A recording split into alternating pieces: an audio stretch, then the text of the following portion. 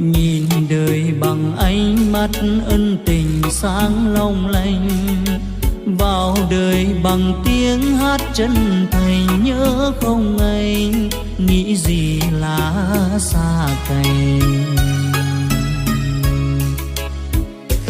Thời gian thơm thót thoi đưa tuổi thơ ấu còn đâu nữa, mỗi người một phương xa xôi càng thêm nhớ, nhớ thương thương nhớ khôn lường.